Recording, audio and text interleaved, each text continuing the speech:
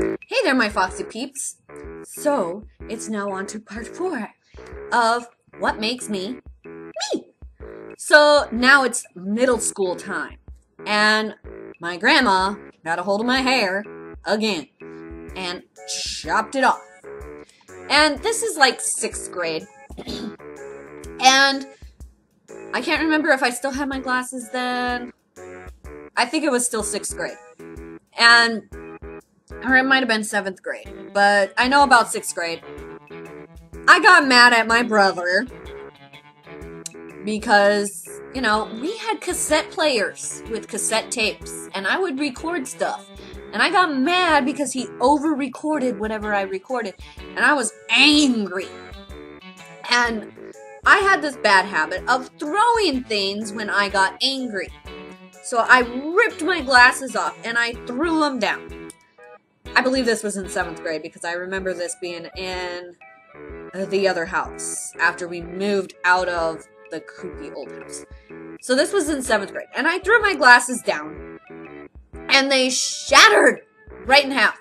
Well, not literally right in half, because you know where the nose piece was? Well, half of that would have been right in the middle. No, it was right where one lens was, so I had really broken, because my dad bought me purple framed, I picked those out, purple framed plastic glasses.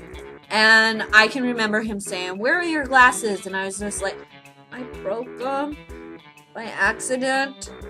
Didn't really want to mention how I broke them, but yeah, I broke them. So I remember I had to take my broken glasses to my dad, who he said he would fix. I was forced to wear fixed glasses that were fixed with hot glue and toothpicks. That was not fun. I would get on the school bus, I would take my glasses off. I was like, I am not gonna wear these in front of people. By then, I had a fashion statement of what fashion was, and I just totally spit in the air. But I had a fashion statement of what fashion was. And that hot glue and toothpicks glasses was not fashionable, and I did not want to be seen anywhere wearing such things.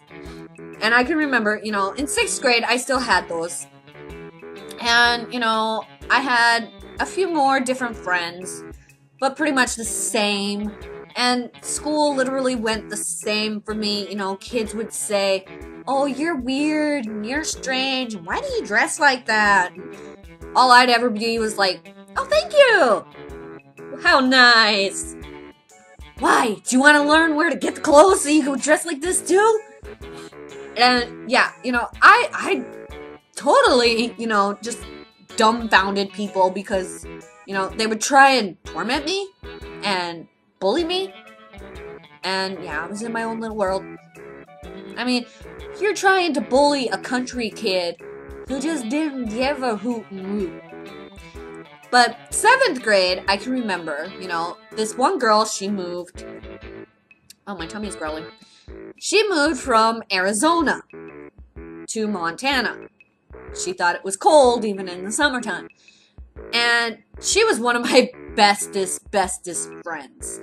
And I remember in 7th grade, you know, I started wearing more dresses. Not pink, but red. And I can remember we had concerts coming up. And I think we had like a concert later that afternoon or something. And, well, my friend, she was in band. And she didn't have much of a fashion statement either. So that's probably why we were so good of friends, because we both did not know what fashion was. And, you know, I had just gotten this brand new, beautiful red polka dotted dress. And I was like, oh, I'm gonna wear my red, like, sweater type tights. I don't know what those were called. Leggings? I don't know. It's the 90s, I don't know. And I would wear those, and I went to school, and this popular girl came up to me, and she's like, "Oh my god, that's the prettiest dress I've ever seen. Where did you get it?" And I looked looked at her, all proud of myself, and I said, I got it at the thrift store, Goodwill, up in Billings. And she just kind of looked at me like, oh, well, it's not that pretty as I thought it was. And I was just like, oh, whatever, you thought it was pretty till you learned where I got it from. So, literally, even at that age, I was like, oh, thrift shops, yes. Because, I mean, I'm a total frugal type person, you know. I will buy cheapy stuff to get me through the month, the year, whatever. Because that's just who I am. And, yeah, so she didn't like my dress because it came from a thrift shop. But by 8th grade, I had a few more friends. Dudes, by then, were noticing me. And yes, I still had my short hair. I mean, it was like short, and I had bangs. Ugh, bangs. I can still remember bangs. I hated bangs. And there was this one boy, he adored me. Literally, he was just like, oh, you're so pretty, I just like you, blah, blah, blah. And I didn't like him. He was a good friend, I'd say, kinda, sorta. But I can remember one time, science class. Yes, maybe I, myself, was nothing more than a big bully. But I had to deal with brothers. So my way of dealing with things was not much what a girl would deal with. But this boy was picking on me in science class in 8th grade. And the teacher had walked out of the classroom, and this kid just would not leave me alone. And I was getting freaking pissed off. I mean, literally. And my brothers would tell you, you know, literally, back away, because she's evil. And I can remember, you know, sitting there in the classroom, and he's just like, blah, blah, blah, blah, blah. So I got up, and I was like, get out of my face. And he still was like, up in my face, just annoying me. So you know what I did? I punched him really hard in the chest. Knocked the wind right out of him. Well, then again, you know, I sat back down, and I started doing what it was that I think we were supposed to do. I think it was something out of the textbook. And this is the funny thing. Teacher walks in. This boy, who's lying on the ground, going, can't get no air, he's like, she hit me! And teacher, I just look up like, the teacher just looks at me, looks at him, looks at me, and looks at him, and goes, why is it I don't believe you? And, I mean, nobody in the classroom even said anything. They all witnessed it.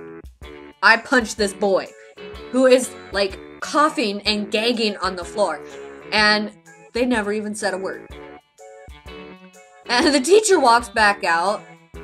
My little puppy dog eyes that I had, that was like all of a sudden was just like, and I looked at him and I was just like, see, it pays to be the teacher's pet. I mean, I was evil. I was a very evil person by 8th grade because I was being picked on by my brothers at home, you know? And I would have to say, this is probably about the time, 7th grade, nearing 7th grade. So, by then, you know, I was literally what they would call a woman, because I had already gotten that time of the month. And, you know, I was beginning to, like, be like, well, I want to wear makeup, but, you know, I'm only, like, 14 years old. My dad won't let me wear no makeup. And, you know, so I never really got to wear makeup at the age of 13 and 14. Like, most of the girls who, I have to say, I'm sorry, but the 90s and their makeup was horrible. These girls would come to school.